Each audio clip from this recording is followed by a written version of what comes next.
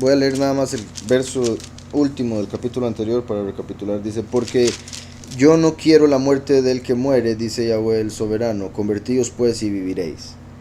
Eso era el capítulo que tenía que ver con lo del nuevo pacto que Yahweh haría a través de Yahushua para romper las maldiciones generacionales, y por ende aconseja, ¿verdad?, al final, que el hombre deje de hacer lo malo para que pueda tener vida. Ahora, entremos en el capítulo 19 que dice, levanta tú esta lamentación sobre los príncipes de Israel.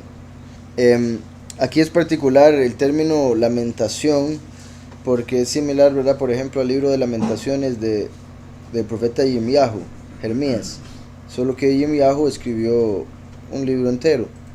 Aquí tenemos este capítulo en el cual va a ser básicamente una canción, una lamentación, hablando proféticamente del sufrimiento que vendría para el pueblo de Israel. Y mi punto con lo similar a Yirmiyahu es que, como siempre explico por acá, los profetas todos profetizaron de la venida del Mesías, dieron testimonio de que habría uno que pagaría por nuestros pecados, por todos los pecados por los cuales se va a lamentar Ezequiel. Pero todos los profetas, su vida representa la vida del último, que es el profeta como Moshe. Entonces el primero y el último. Los profetas hablan del primero, pero representan al último. Entonces Ezequiel y Jeremías yo diría que son como los que principalmente, al menos en lo que respecta a la forma en que Yahweh les habla a ellos, la forma en que los manda a hablarle al pueblo y la forma en que ellos se comportan o responden a los pedidos de Yahweh y demás, son clave, conectándose con el último, la segunda manifestación de Yahweh en la tierra. Entonces es curioso que Jeremías y Ezequiel ambos escriben, por ejemplo, lamentaciones. En el caso del capítulo anterior, de las maldiciones generacionales que estaban siendo canceladas a través del nuevo pacto, se conecta con Jeremías, que fue Jeremías el que profetizó del nuevo pacto. Entonces, además aquí Ezequiel está hablando de todo lo que estaba pasando con Babilonia, todo lo que vendría con Babilonia. Jeremías profetizó que eso de Babilonia sucedería y se iría al pueblo por 70 años. Entonces hay muchas conexiones entre Jeremías y Ezequiel, y aquí no es la excepción. Entonces dice, levanta tú esta lamentación sobre los príncipes de Israel. Dirás, ¿cómo se echó entre los leones tu madre, la leona? Entre los leoncillos crió sus cachorros. ¿Verdad? Como sabemos, Yahudá es representado por el león. En el caso de cuando Yahweh habla de pueblo, se refiere a pueblo o congregación en femenino. Cuando habla de en singular, se refiere a masculino. Entonces, digamos, la tribu de Yahudá como femenino, la tribu, pero toda la tribu vino de el padre Yahudá, una persona. Igual Israel es la tierra de Israel, pero fue un hombre. ¿Cómo se echó entre los leones tu madre, la leona? Entre los leoncillos crió sus cachorros. Ella hizo subir uno de sus cachorros que llegó a ser un leoncillo y aprendió a arrebatar la presa y a devorar a seres humanos. Las naciones oyeron de él. Fue tomado en la trampa de ellas y lo llevaron con grillos a la tierra de Egipto. Voy a leer dos comentarios. La siguiente lamentación se refiere a dos reyes de Yahudá, Yahuacás y Yahoyaquín, tomados prisioneros y llevados al exilio por los egipcios y por los babilonios respectivamente. La figura de la madre es la personificación de todo el reino de Yahudá y quizá también de Jerusalén, ¿verdad? Como decía Yahudá, el reino entero, por ser tanta gente, es tomado en femenino, por eso leona, porque Yahudá como masculino es el león de Yahudá. Estos dos reyes es a los que se refiere, de hombres que llegaron muy alto y se los llevaron cautivos. Pero como veníamos hablando en los otros capítulos anteriores, las interpretaciones, además de darse con lo histórico que sucedió en el tiempo de Yahoyaquín y Yahoyacás, en un aspecto profético y positivo, que quede claro, puesto que estos reyes no eran tan positivos, pero lo que vienen a representar como dos reyes que serían tomados a la fuerza y llevados eventualmente a la muerte, se conectaría con tanto primero y último como los dos testigos. Recordemos que los dos testigos los van a matar en el lugar que en sentido espiritual es Egipto, dice Apocalipsis 11. Entonces, por ejemplo, eso de que dice aquí que fue llevado a la tierra de Egipto se conecta con eso que en cierta forma se va a cumplir con los dos testigos.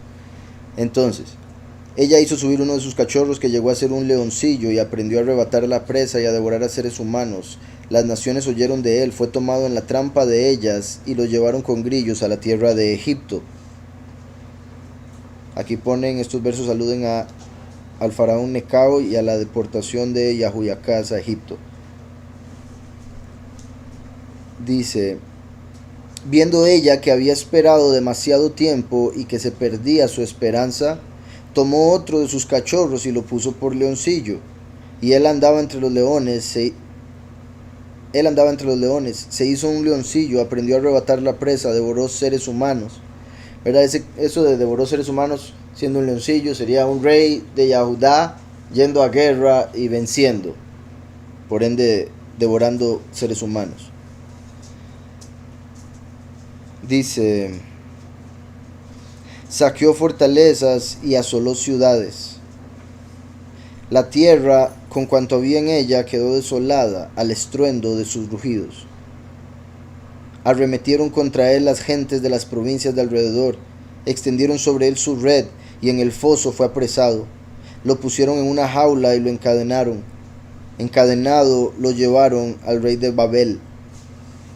Lo pusieron en las fortalezas para que su voz no se oyera más sobre los montes de Israel.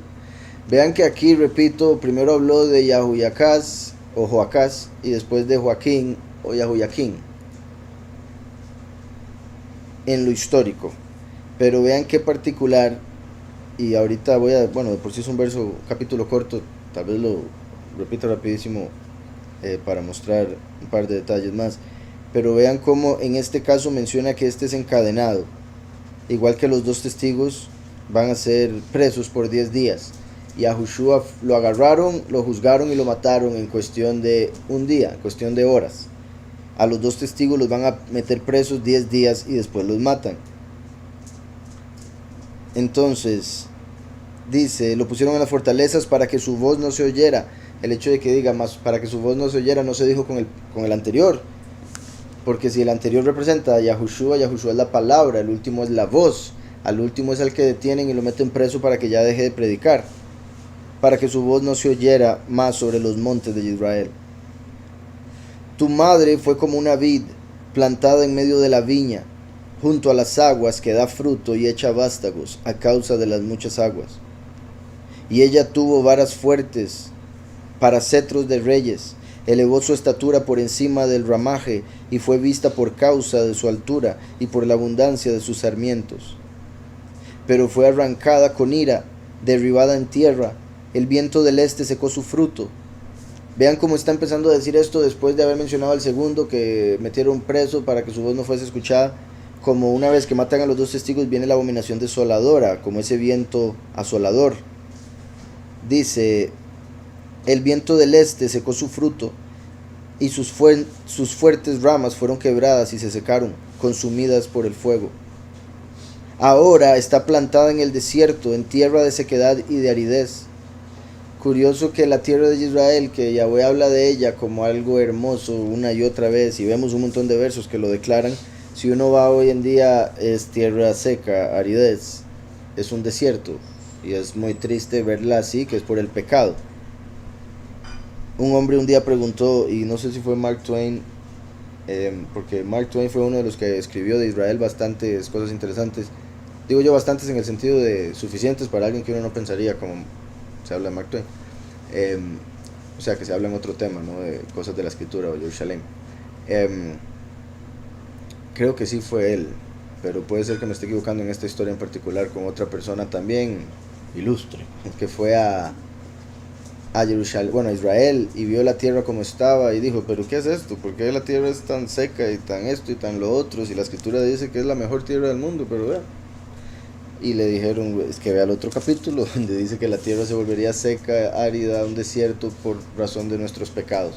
Entonces, más bien, el que la tierra esté así es una confirmación de todo ese cumplimiento y por ende también de que ya nos tiene que restaurar. Entonces dice, pero fue arrancada con ira, derribada en tierra. El viento del este secó su fruto y sus fuertes ramas fueron quebradas y se secaron, consumidas por el fuego. Ahora está plantada en el desierto, en tierra de sequedad y de aridez. Y de la vara de sus ramas ha salido fuego que ha consumido su fruto. De la vara de sus ramas ha salido fuego que ha consumido su fruto, y no ha quedado en ella vara fuerte para cetro de reyes. Una lamentación es esta, y de lamentación servirá. Entonces, ahí termina el capítulo, y como les digo, en lo histórico se refiere a esos dos reyes. Los mismos comentaristas aquí lo mencionan, pero solo para volver a repetir un poco esa interpretación que les mencionaba del primero y el último, hubo un momento a Génesis 49, cuando habla de Yahudá. Dice, y Yahudá, verso 8, te alabarán tus hermanos, tu mano estará sobre el cuello de tus enemigos, los hijos de tu padre se inclinarán a ti. Cachorro de león, Yahudá, de la presa subiste, hijo mío, se encorvó, se echó como león viejo, ¿quién lo despertará? Eso se refiere a Yahushua muriendo y resucitando, entre otras cosas. Después dice, no será quitado el cetro de Yahudá ni el bastón de mando de entre sus pies hasta que llegue Shiloh. Hasta que llegue Shiloh. Esto es, bueno, ya que estoy hablando de esto, voy a mencionarlo rápidamente en la pizarra para que vean qué interesante. Aquí vemos que dice Yabou Shiloh. Bueno, curiosamente, así es como está escrito en Génesis 49, Yabou Shiloh. Pero Shiloh normalmente se escribe con una Vav. Normalmente se escribe con una Vav, porque esto parece pronunciarse Shilah, ¿verdad? Pero el hecho de que Yahweh, y curiosamente en la masorética ponen ambos, ponen como sale escrito y como se pronuncia a la par.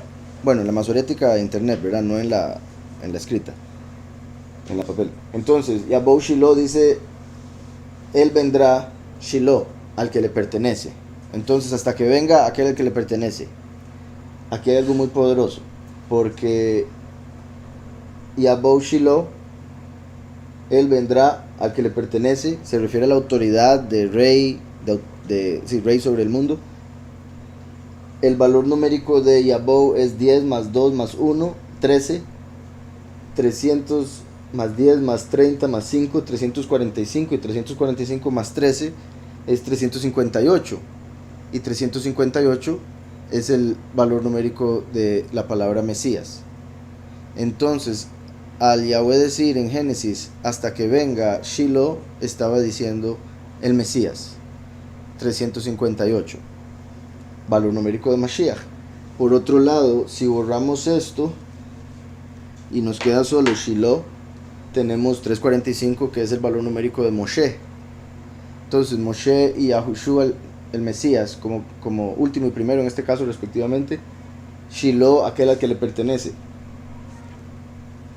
El testigo como Moshe, valor numérico 345. Volviendo a Génesis, después de decir eso, no será quitado el cetro. Cetro hace alusión a vara, autoridad, ni el bastón de mando de entre sus pies hasta que llegue Shiloh. A él se congregarán los pueblos. Después vamos al verso 22, y hablando de la tribu de Yosef, que es de donde viene el último, en Génesis 49, dice, rama fructífera es Yosef. Rama fructífera junto a una fuente. Esa fuente de Yahushua, el agua de vida. La rama viene de Yosef, pero como está junto a la fuente que es Yahushua, entonces se convierte en la rama de David profetizada en Isaías. Dice, sus vástagos se extienden sobre el muro. Entonces vean todos esos términos específicos: vara, rama, vástago, león. De la presa subiste, se encorvó, se echó como león, ¿quién lo despertará? Todas esas palabras que he mencionado son claves. Ahora voy a ir otra vez a Ezequiel 19 y leerlo rápidamente. Dice, levanta tú esta lamentación sobre los príncipes de Israel, dirás, ¿cómo se echó entre los leones tu madre, la leona? Yahudá entre los reinos. Entre los leoncillos crió sus cachorros, ella hizo subir uno de sus cachorros y llegó a ser un leoncillo y aprendió a arrebatar la presa y a devorar a seres humanos. Ahora, en el sentido espiritual, Yahushua creció y con su prédica devoraba a los fariseos. No había nadie que se pudiera sostener ante lo que él enseñó. Dice, las naciones oyeron de él, fue tomado en la trampa de ellas, como en Roma. Roma lo mató y lo llevaron con grillos a la tierra de Egipto. Recuerden que Israel en el sentido espiritual, según Apocalipsis 11, principalmente Jerusalén, es Egipto. Entonces ahí en sentido espiritual se referiría a que lo mataron en Jerusalén. Por otro lado, curiosamente a Yahushua no lo llevaron con grillos, ¿verdad? Claro está, pero su papá lo tuvo que llevar a Egipto cuando Herodes mató a los niños de 2 años para abajo en Betlehem. Entonces dice después, y es el Egipto literal, ¿verdad? Después dice el verso 5, viendo ella que había esperado demasiado tiempo, como dando a entender que matan a Mashiach, no lo reconocen, y después dicen, qué raro, no ha llegado el Mesías, ha pasado demasiado tiempo, ya debería haber llegado, como dicen los judíos hasta hoy en día. Muchos dicen que debió haber llegado hace 2000 años, pero no ha venido, ¿qué será? Y, ¿verdad? Y ni así llegan a comprender que Yahushua es el Mesías, como lo profetizó Daniel, que vendría hace 2000 años. Daniel lo dijo 490 años antes de que sucediera, poquitito más. Pero él dijo, a partir de X fecha, 483 años, vendrá Mashiach y lo matarán. Entonces ya sabían, a partir de construir la ciudad de en Jerusalén, el templo, 483 años se aparecería Mashiach en Jerusalén, y así fue, cuando entró sobre un asno. Entonces, viendo ella que había esperado demasiado tiempo y que se perdía su esperanza, tomó otro de sus cachorros y lo puso por leoncillo. Y él andaba entre los leones, se hizo un leoncillo, aprendió a arrebatar la presa, devoró seres humanos. Que vean que es muy similar a lo anterior, y en este caso, como lo estaba explicando, si se viese como primero y último, en este caso ahora como la rama de David, del otro leoncillo, que empezó a devorar seres humanos. Como vemos, los 2 testigos van a sacar fuego de sus bocas para devorar a todos los que se levanten en contra de ellos. Apocalipsis 11.